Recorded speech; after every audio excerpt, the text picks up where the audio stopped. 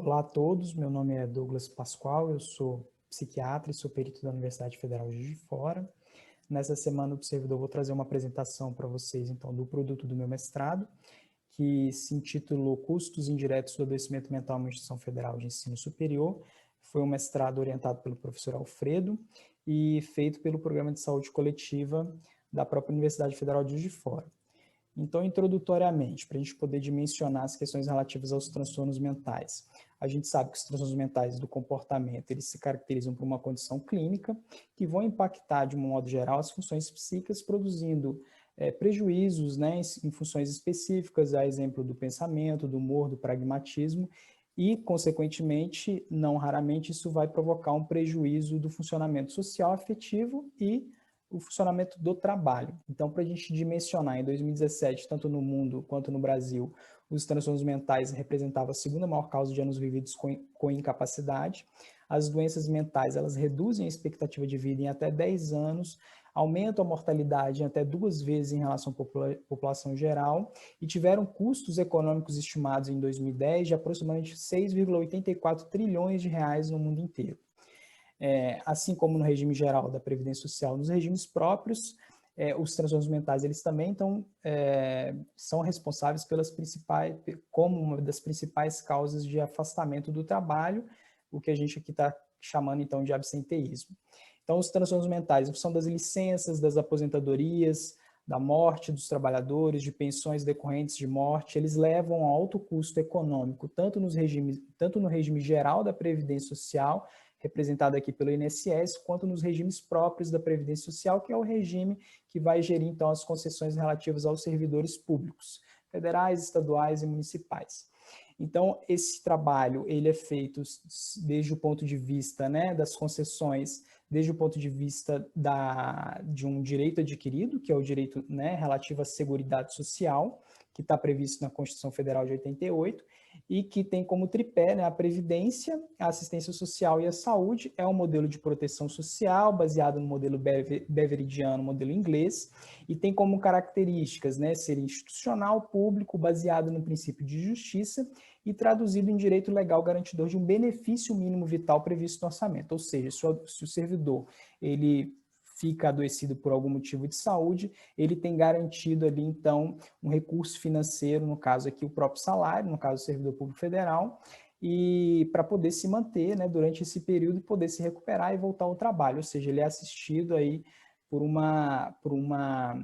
modelo de proteção social.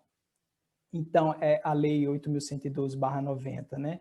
Ela diz que cabe à União manter o plano de seguridade social para a cobertura do servidor público federal e sua família, para garantir meios de subsistência nos eventos de doença, invalidez, velhice e falecimento, bem como garantir assistência à saúde. Houve uma série de regulamentações ao longo dos últimos anos, né? Desde a promulgação da Constituição Federal de 88, o que cabe destacar aqui é a criação do Subsistema Integrado de Atenção à Saúde do Servidor, o SIAS, que é exatamente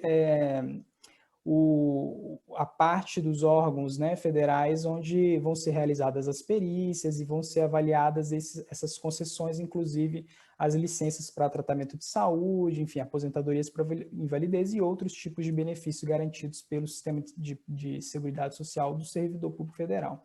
Então, ao CIAS, né? O CIAS ele amplia a noção de saúde ocupacional e objetiva coordenar e integrar ações e programas na saúde, de assistência à saúde, perícia oficial, promoção, prevenção e acompanhamento da saúde dos servidores da administração pública federal. Então, esse trabalho se justifica, né, na medida em que ele demonstra a relevância dos transtornos mentais nas concessões de licenças médicas e aposentadorias por invalidez e, consequentemente, nos custos econômicos para o serviço público federal. O objetivo, então, é exatamente estimar os custos econômicos indiretos decorrentes da morbidade por adoecimento mental entre servidores públicos da Universidade Federal de Juiz de Fora entre os anos de 2013 até 2018.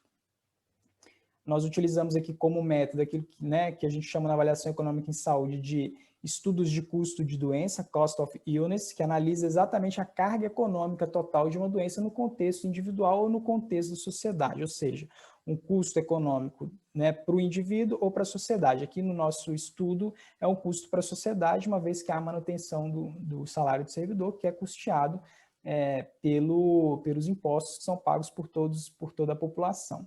Os custos de doença, eles são separados em custos diretos, custos intangíveis e custos indiretos. Os custos diretos, eles estão relacionados com os custos que dizem respeito ao tratamento em si, ou seja, a internação, a compra de medicamentos, etc. Os custos intangíveis dizem respeito ao sofrimento, a como que isso acomete o sujeito de uma forma mais ampla. Ele é dito intangível exatamente porque não existe uma metodologia bem definida sobre como fazer os cálculos, né, e transformar isso em valores monetários, digamos assim. E aí vem os custos indiretos, que dizem respeito à perda da produtividade daquele, né, aqui no caso, o servidor acometido por uma condição de saúde. Os custos indiretos, a gente vai demonstrar como que é feito o cálculo. Basicamente, a gente vai calcular em cima das licenças ou da perda da capacidade de trabalho pelo servidor aqui no caso. Os custos indiretos, no caso dos transtornos mentais, eles têm uma representatividade, uma importância maior quando comparado com outros tipos de doença, porque, em geral, ele é mais do que o dobro dos custos diretos, quando em outras doenças, geralmente, os custos diretos eles são maiores. Aqui, no caso dos transtornos mentais, os custos indiretos são maiores. Então, os critérios de inclusão para esse estudo: servidor público federal ativo, ocupante de cargo na UFJF, ter apresentado histórico de afastamento, aposentadoria por transtorno mental ou outros transtornos no período de janeiro de 2013 a dezembro de 2018. Foram excluídos aqueles trabalhadores terceirizados e contratação temporária porque estão sob o regime geral da Previdência Social. Os dados aqui extraídos foram do CIAP Saúde, né, a respeito da licença médica, aposentadorias e etc., por motivo de saúde. O CIAP Saúde, basicamente, é um prontuário funcional do servidor, ou seja, se ele fica adoecido, se ele goza de qualquer tipo de benefício, passa por uma perícia, vai ter um registro no CIAP Saúde. Foram extraídos dados a respeito do número de servidores, remunerações, despesas liquidadas.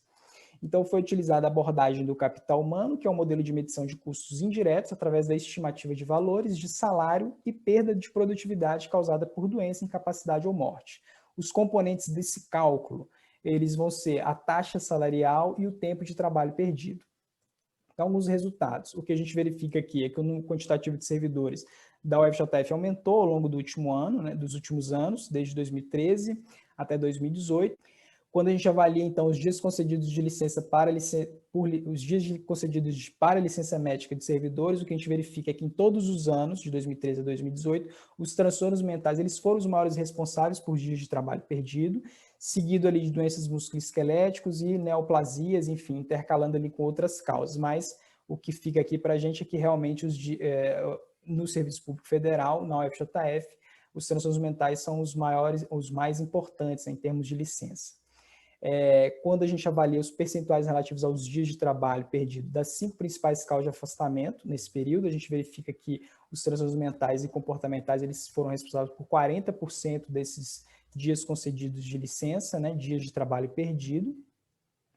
Em relação à proporção de servidores afastados, né, por capítulo, a gente percebe que houve uma oscilação ao longo dos anos, mas que aproximadamente em torno de 3% dos servidores da UFJF gozam de licença por motivo de transtorno mental, né, por motivo de saúde psiquiátrico, ao longo de um ano. Ou seja, para cada 100 servidores, aproximadamente 3 servidores, durante um período de um ano, ele vai licenciar por motivo de saúde mental. Em relação à proporção de servidores afastados por doença mental, doença musculoesquelética e neoplasias, respectivamente, por carreira e ano, a gente verifica que os servidores TAI, eles têm uma proporcionalidade maior de acometimento, ou seja, mais TAIs adoecem, né, proporcionalmente, quando comparado a professores de magistério superior, que são basicamente as duas carreiras que a gente tem dentro da universidade. O que a gente percebe é que o sexo feminino se afasta mais quando comparado ao sexo masculino, mas quando se afasta o servidor do sexo masculino, ele permanece mais tempo afastado. Em relação às aposentadorias por invalidez, a primeira causa foram as neoplasias, em segundo lugar as doenças circulatórias, em terceiro lugar as doenças psiquiátricas, foram responsáveis por 5 casos, ou 15% do total, né, de aposentadorias por invalidez durante esse período. 2 foram por transtornos do humor, 2 por transtornos relacionados ao uso de drogas, 1 por quadro psicótico e 2 por doença especificada em lei, aquilo que a gente conceitua como alienação mental. Em relação à evolução da remuneração bruta média diária por carreira e ano, a gente percebe aqui que a remuneração do servidor da UFJF permaneceu relativamente estável, houve uma oscilação discreta. E em 2018, foram houve, em relação a despesas de pagamento de servidores, o valor de 516 milhões, quase 517 milhões. Então, para a gente entender como é que é feito esse cálculo, né, do custo indireto, eu exemplifiquei aqui para vocês quando a gente toma aqui como exemplo a carreira docente no ano de 2013. Então, a gente vai calcular aqui para vocês entenderem os custos indiretos decorrentes da licença médica. Então, a gente tem nesse cálculo, né, o número de docentes, né, e aí a gente vai representar isso, transformar esse número de docentes que ficaram afastados, a gente vai calcular o número de dias que eles ficaram afastados ao longo de um ano. Então, o número de dias de trabalho perdido no ano de 2013 entre docentes foi de 797 dias e a remuneração média diária desse servidor era de R$ 666. Então, em relação aos custos indiretos decorrentes de licença médica entre docentes, o total nesse ano de 2013 foi de aproximadamente R$ 531 mil. Todos esses valores foram corrigidos, né, para valores correntes em janeiro de 2018.